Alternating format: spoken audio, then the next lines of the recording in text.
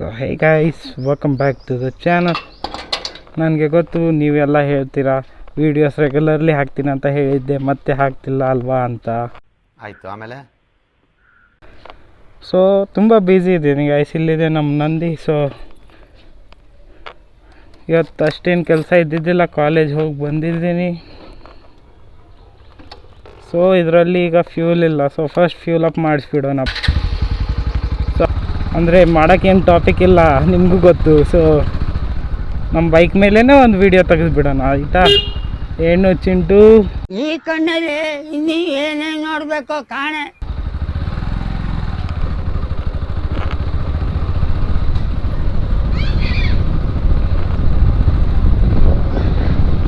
So ನಾನು ನಿಮಗೆ ಇವತ್ತು ಹೇಳೋದು ಏನಂದರೆ ಸ್ಟೋರಿ ಆಫ್ NS. ನಾಳೆ ಮಾತಾಡೋಣ ಬನ್ನಿ, ತಲೆ ಕೆಡಿಸ್ಕೊಬೇಡಿ. ಅದು ಯಾವ ಅಳಸಲ್ ಕತೆ, ಅದ್ರೊಳಗೆ ಸಬ್ಜೆಕ್ಟೇ ಏನಿಲ್ಲ, ನನಗೆ ಸಂಬಂಧ ಇಲ್ಲದೆ ಇರೋದು, ಚರ್ಚೆ ಮಾಡೋಣ. ಅಂದರೆ ಮಂದಿ ಯಾಕೆ NS 125 ತಗೋತಾರೆ ಅಂತ. ಸೊ ನಿಮ್ಗೆಲ್ಲರಿಗೂ ಗೊತ್ತಿರಬೇಕು, ಇಂಡಿಯಾದಲ್ಲಿ ಜಾಸ್ತಿ ಯಾರಿಗೂ NS ಅಂದರೆ ಅಷ್ಟು ಇಷ್ಟ ಇರೋಲ್ಲ. ನಿನ್ಗೆ ಒಳ್ಳೇದಾಗ್ತದೆ, ನಿನಗೆ ಸೂರ್ಯ ಒಳ್ಳೇದಾಗ್ತದೆ ನಿನಗೆ. ಫಸ್ಟ್ ಎಲ್ಲರೂ KTM ಯಾಮಹ ತಗೋಬೇಕಂತ ಡ್ರೀಮ್ಸ್ ಇಟ್ಕೊಂಡಿರ್ತಾರೆ. ಬಟ್ ಆ್ಯಸ್ ಯು ನೋ, ಅವೆಲ್ಲ ಪ್ರೀಮಿಯಂ ಬೈಕ್ಸ್ ಕ್ಯಾಟಗರಿಯಲ್ಲಿ ಬರುತ್ತೆ, ಸೊ ಅಫೋರ್ಡೆಬಲ್ ಇರೋಂಗಿಲ್ಲ. ಸೊ ಮಂದಿ ಆಮೇಲೆ ನೋಡೋದು Bajaj side, Bajaj and T V S ಅಂದರೆ ಗಾಡಿ ಚೆನ್ನಾಗಿದೆ, ಬಟ್ ಅದರಲ್ಲಿ ಪ್ರಾಬ್ಲಮೇ ಜಾಸ್ತಿ. ಗಾಡಿ ಓಡಿಸೋ ರೈಡಿಂಗ್ಗಿಂತ ಜಾಸ್ತಿ ಪ್ರಾಬ್ಲಮೇ ಬರುತ್ತೆ. ಸೊ ಎಷ್ಟು ನಮಗೆ ಬೇಜಾರಾಗೋಯ್ತು ಅಂತ ಅಂದರೆ ನಮ್ಮ ಜೀವನದಲ್ಲಿ ಅಷ್ಟು ಬೇಜಾರಾಗಲಿಲ್ಲ, ಭಾಳ ಬೇಜಾರಾಗೋಗ್ಬಿಟ್ಟಿತ್ತು ನಮಗೆ. ಒಂದು ಏನು ಮಾಡೋದು ಸ್ಟೋರಿ ಇದೆಯೇನು. ಸೊ ಯಾರು ಅಷ್ಟು ಪ್ರೀಮಿಯಂ ಬೈಕ್ ತೊಗೊಳಕ್ಕೆ ಆಗಲ್ಲ. EMIನಲ್ಲಿ ತೊಗೋಬೋದು, ಬಟ್ ಯಾರ್ದಾನೆ EMI ಪ್ರಾಬ್ಲಮ್ ತೊಗೋತಾರೆ. ಸೊ ಎಲ್ಲರೂ ನೋಡೋದು ಬಜಾಜ್ NS RS ಹತ್ರ. ಎಲ್ಲರಿಗೂ ಫಸ್ಟ್ ಇಷ್ಟ ಆಗೋದು RS 200, ಬಟ್ ಅದರಲ್ಲಿ ಅಷ್ಟು ಮೈಲೇಜ್ ಇರಲ್ಲ, ಮತ್ತು ಸ್ಮಾಲ್ ಇಂಜನ್ ಕ್ಯಾಟಗರಿ ಇಲ್ಲ, ಬರೀ 200 ಒಂದೇ ಇದೆ. ಸೊ ಎಲ್ಲ ಆಮೇಲೆ ನೋಡೋದು NS 200ನ. NS 200 ಬಂದುಬಿಟ್ಟು ಪವರ್ಫುಲ್ ಬೈಕು. ಮನೆಯಲ್ಲೇ ಅಷ್ಟು ಒಪ್ಪಲ್ಲ, ಅಂದರೆ ಲೈಕ್ 200cc ಅಂತ. ನಿಮಗೆಲ್ಲ ಗೊತ್ತಲ್ಲ ಇಂಡಿಯನ್ ಪೇರೆಂಟ್ಸ್ ಮೆಂಟಾಲಿಟಿ. ಸೊ ನಿಮಗೆ ಸಮಾಜದ ಭಯ ಇಲ್ಲ, ದೊಡ್ಡವ್ರ ಭಯ ಇಲ್ಲ. ಹಾಗೇ ನೋಡ್ಕೊತ 160 ಹತ್ರ ಬರ್ತಾರೆ. NS 160 ತೊಗೊಳಕ್ಕಾಗಲ್ಲ. ಸೊ 160 ಆಗಲ್ಲ ಅಂತ ಲಾಸ್ಟಿಗೆ ಕಣ್ಣು ಹಾಕೋದು NS 125 ಮೇಲೆ. ಸೊ ಇದೇ ಬಂದು NS 125. ಸೊ ಇದರ ಸ್ಪೆಕ್ಸ್ ಬಂದುಬಿಟ್ಟು ಹೇಳ್ತೀನಿ ತಡಿ, ಫಸ್ಟು ಟರ್ನ್ ಮಾಡ್ಕೊಬಿಡೋಣ ಬೈಕ್ನ. ಹೆಂಗಿದೆ ಓಪನಿಂಗ್ ಥ್ರಿಲ್ಲು. ಸೊ ಇದರ ಸ್ಪೆಕ್ಸ್ ಬಂದು 12 PS of power at 8.5K RPM. I guess 8.5 ಅಂದರೆ 8500 RPMನಲ್ಲಿ ಮೊದಲು ಸರಿಯಾಗಿ ಮಾತಾಡೋದು ಕಲಿ. 12 PS ಪವರ್ ಪ್ರೊಡ್ಯೂಸ್ ಮಾಡುತ್ತೆ, ಮತ್ತು ಹಾರ್ಸ್ ಪವರ್ ಇರೋದು 11.8 bhp horse power. So fuel tank is 13 litres and engine ಗೊತ್ತೇ ಇರಬೇಕು ನಿಮಗೆ, 124.5 cc air cooled engine. Air cooled ಅಂದರೆ ಅಷ್ಟೇನು ಕೂಲ್ ಆಗಲ್ಲ ಗೈಸ್. ಹೀಟ್ ಆದಮೇಲೆ ಬೈಕ್ ಇದೆಯಲ್ಲ, ಒಮ್ಮೆ 2 ಸರಿ ಆಗಿತ್ತು ನನ್ನ ಜೊತೆನೂ. ಹೋಗ್ತಾನೆ ಗಾಡಿ ಬಂದಾಗ್ಬಿಡುತ್ತೆ.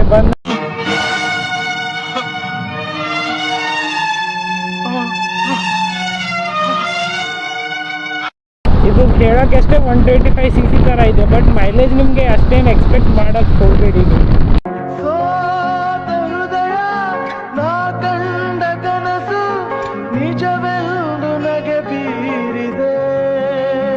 ಆ್ಯಂಡ್ ಮೈಲೇಜ್ ಇಲ್ಲ ಅಂದರೆ ಸೊ ಮಂದಿ ಏನು ತಿಳ್ಕೊತಾರೆ ಟಾಪ್ ಸ್ಪೀಡ್ ಅದು ಇರಬೇಕು ಅಂತ. ಸೊ ಬಟ್ ಟಾಪ್ ಸ್ಪೀಡ್ ಕೂಡ ಇಲ್ಲ ಇದರಲ್ಲಿ. ಟಾಪ್ ಸ್ಪೀಡ್ ಅಲ್ಲ, ಅದು ಇದಕ್ಕೆ ಡ್ರೀಮ್ ಸ್ಪೀಡ್. ಸೊ ಇದು ಬಂದುಬಿಟ್ಟು ಮ್ಯಾಕ್ಸ್ ಟು ಮ್ಯಾಕ್ಸ್ 118 ಆ್ಯಂಡ್ 112 ಮಟ್ಟ ಹೋಗುತ್ತೆ ಅಷ್ಟೇ. ಅದಕ್ಕಿಂತ ಜಾಸ್ತಿ ಓಡ್ಸೋಕೆ ನೋಡಿದರೆ ಹ್ಯಾಂಡಲ್ ಗಲೀಜಾಗಿ ಡ್ಯಾನ್ಸ್ ಮಾಡುತ್ತೆ. ಬ್ರೇಕ್ ಡ್ಯಾನ್ಸ್ ಗೊತ್ತಲ್ವಾ? ನಡುಕ್ತಾರೆ ಗಡ ಗಡ ಗಡ ಗಡ ಗಡ ಗಡ ಅಂತ ಕೇಳೋದೇ ಇಲ್ಲ. ಗಡ ಗಡ ಗಡ ಗಡ ಚಳಿ ಬಂದವ್ರ ಥರ ಗಡ ಗಡ ಗಡ ಗಡ ಅಂತ ಡಬಲ್ ಮಾಡ್ಕೊತಾರೆ. ಸೊ ಅಲ್ಲಿ ಮಟ್ಟ ಯಾರು ಓಡ್ಸೋಕೆ ಹೋಗಬೇಡಿ, ಬಿಕಾಸ್ ಸೊ ಇದರ ಮೈಲೇಜ್ ಬಂದುಬಿಟ್ಟು ಸಿಟಿನಲ್ಲಿ ನೀವು ನಾರ್ಮಲ್ ಓಡಿಸಿದ್ರೆ 40 ನಿಯರ್ಲಿ. ಅರೆ R15 ಥರ ಇಲ್ಲ ಕಾಣಕ್ಕೆ, ನೋಡಿದರೆ ಸೇಮ್ R7 ಥರ ಕಾಣುತ್ತೆ. ಅದರ ಸ್ಪೀಡೋಮೀಟರ್ ಇರೋದು R1M ಥರ. ಸೊ ಪ್ರೈಸ್ ಇದೆ, but we need to buy it once. ತುಂಬ ಥ್ಯಾಂಕ್ ಯು ಸೋ ಮಚ್. ಸಿಕ್ಕಾಬಿಟ್ಟೆ ಖುಷಿಯಾಗಿದೆ. ನನಗೆ ಏನು ಮಾತಾಡ್ಬೇಕಂತ ಗೊತ್ತಾಗ್ತಾ ಇಲ್ಲ. ಇಂಡಿಯನ್ ಆಯಿಲ್ ಫಸ್ಟ್ ಹೋಗ್ತಾ ಇದ್ದೆ, ಅಲ್ಲಿ ಸರ್ವಿಸ್ ಅಷ್ಟು ಸರಿ ಇಲ್ಲ. ಸೊ ಇಲ್ಲೇ ಯಾಕೆ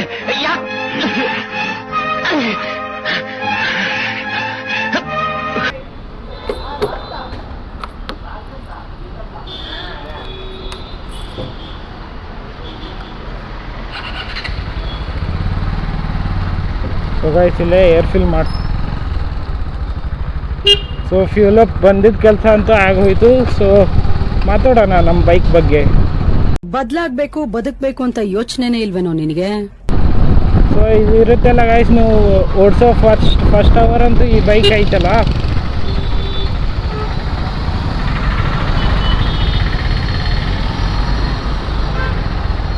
ನೀವು ಇದನ್ನ 1 ಅವರ್ ರೈಡ್ ಮಾಡಿ. ಮೊದಲೇ ಸ್ಪ್ಲೆಂಡರ್ ಥರ ಇರುತ್ತೆ ಸೌಂಡ್ ಇರೋದು. ಸೊ ಅವಾಗಷ್ಟು ಮಜಾ ಬರಲ್ಲ ಈ ಬೈಕ್ನಲ್ಲಿ. ಬಟ್ ಒನ್ಸ್ ಈ ಬೈಕ್ ಹೀಟ್ ಆಗುತ್ತಲ್ವಾ, ಆವಾಗ ನೋಡಿ ಸೌಂಡ್ ಹೇಗೆ ಕಿಂಗ್ ಆಗುತ್ತೆ. ಸೂಪರ್ ಬೈಕ್ ಥರ ಆವಾಜ್ ಬರುತ್ತೆ, ಬಟ್ ಸ್ಪೀಡ್ ಇಲ್ಲ. ನೀವೇನೋ ಅನ್ಕೊತಿಲ್ಲ ಅಂದರೆ ಹಾಸ್ಪಿಟಲ್ಲು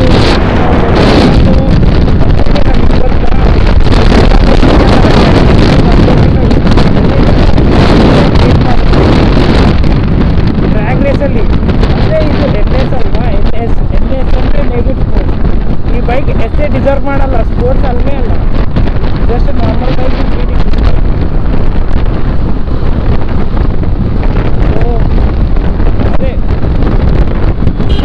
ಅದೇ ಎಸ್ಪೆಷಲ್ ಕೂಡ ತುಂಬ ಜಾಸ್ತಿ ದೊಡ್ಡ ಬೈಕ್ ಆಯಿತು ಇದಕ್ಕೆ.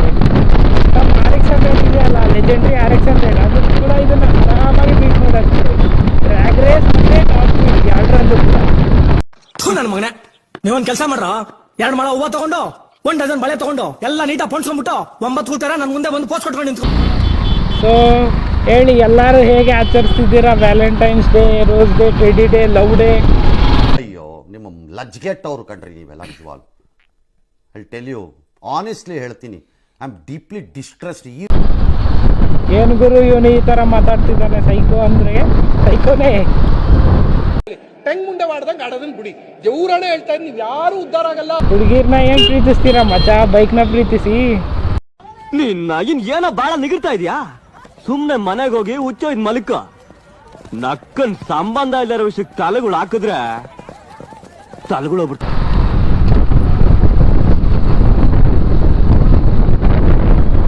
ಈ ಬೈಕ್ನಲ್ಲಿ ಓವರ್ ಹೀಟಿಂಗ್ ಇಶ್ಯೂಸ್ ಅಷ್ಟಿಲ್ಲ, ಬಟ್ ಎಲೆಕ್ಟ್ರಾನಿಕ್ ಇಶ್ಯೂಸ್ ಬರುತ್ತೆ. ಅಂದರೆ ಈಗ ಹೋಗ್ತಾ ಇರ್ತೀರಾ, ಇಂಜನ್ ಚೆಕ್ ಲೈಟ್ ಒಮ್ಮಿದೊಮ್ಮಕ್ಲೆ ಆನ್ ಆಗಿಬಿಡುತ್ತೆ, 2-3 ದಿನ ಇರುತ್ತೆ. ಮತ್ತೆ ಸರ್ವಿಸ್ ಸೆಂಟರ್ ಹೋದಾಗ ಆ ಲೈಟ್ ಆಫ್ ಆಗಿಬಿಡುತ್ತೆ ತಾನೇ ಆಟೋಮೆಟಿಕ್ಲಿ. ಒಂದ್ ಸ್ವಲ್ಪ ಕರುಣೆ ಇರ್ಲಿ.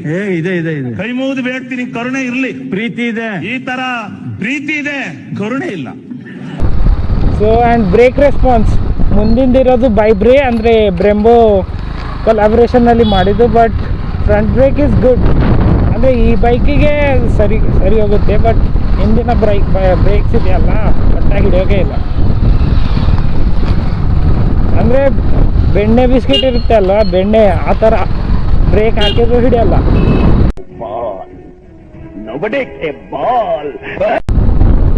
ಹಿಂದಿನ ಬ್ರೇಕ್ ಪ್ಯಾಡ್ಸ್ ಇರುತ್ತೆ ಅಲ್ಲ, ಬ್ರೇಕ್ ಪ್ಯಾಡ್ ಬದಲು ನೀವು ಬಟರ್ ಇರುತ್ತೆ ಅಲ್ಲ, ಬಟರ್ ಇಟ್ಟರೆ ಅದು ಇದಕ್ಕಿಂತ ಚೆನ್ನಾಗಿ ಬ್ರೇಕ್ ಹಿಡಿಯುತ್ತೆ. ಆ ಥರ ಬ್ರೇಕಿಂಗ್ ಇದೆ.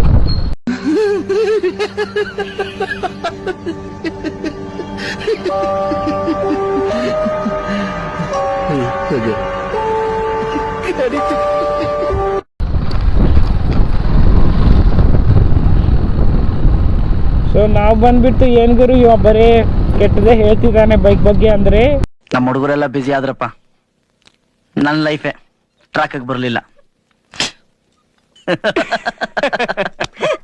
ಏನ್ ಮಾಡ್ಬೇಕೀಗ? ಒಳ್ಳೇದೇನಂದ್ರೆ ರೈಡಿಂಗ್ ಎಕ್ಸ್ಪೀರಿಯನ್ಸ್ ಚೆನ್ನಾಗಿರುತ್ತೆ, ಮತ್ತೆ ಬೈಕ್ ಸ್ವಲ್ಪ ಹೆವಿ ಇದೆ, ಲೈಕ್ ಸೂಪರ್ ಬೈಕ್ ತರ ಕಾಣುತ್ತೆ ಅಷ್ಟೇ. ವಾರ್ದಂದ್ರೆ ತಲೆ ಚಿಪ್ಪು ಎದುರು ಹೋಗಿ ತೆಂಗಿನಕಾಯಿ ಮರದ ತುದಿಲಿ ಕೂತ್ಕೊಂಡ್ಬಿಡ್ಬೇಕು. ಅಲ್ಲಿಂದ ಕಾಗೆ ಹದ್ದುಗಳು ಹಂಗೆ ನಿನ್ನ ಮಾಂಸನ ಕಚ ಕಚ ಕಚ ಕಚ ತಿನ್ಬಿಡ್ಬೇಕು.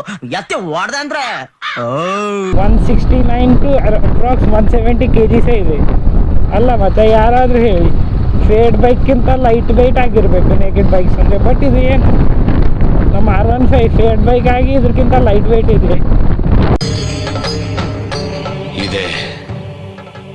ಇಲ್ಲೊಂದು ಸಮಸ್ಯೆ ಖಂಡಿತ ಇದೆ. ಪ್ರತಿ ಸರಿ ಓಡಿಸುವಾಗ ಎಲ್ಲೋ ಒಂದು ಹೊಡ್ಕೊಳ್ಳೋ ಸೌಂಡ್ ಬರುತ್ತೆ. ಆಯ್ತು, ಆಮೇಲೆ ಒಮ್ಮೆ ಈ ಪಾರ್ಟ್ ಅಲ್ಗಾಡುತ್ತೆ, ಒಮ್ಮೆ ವೈಸರ್. ಪ್ರತಿ ಸರಿ ಓಡಿಸುವಾಗ ಒಂದು ಹೊಸ ಪ್ರಾಬ್ಲಮ್. ಸೊ ಇದು ಬಂತು ನಮ್ಮ ಮನೆ. So time to end this vlog. Thank you for watching.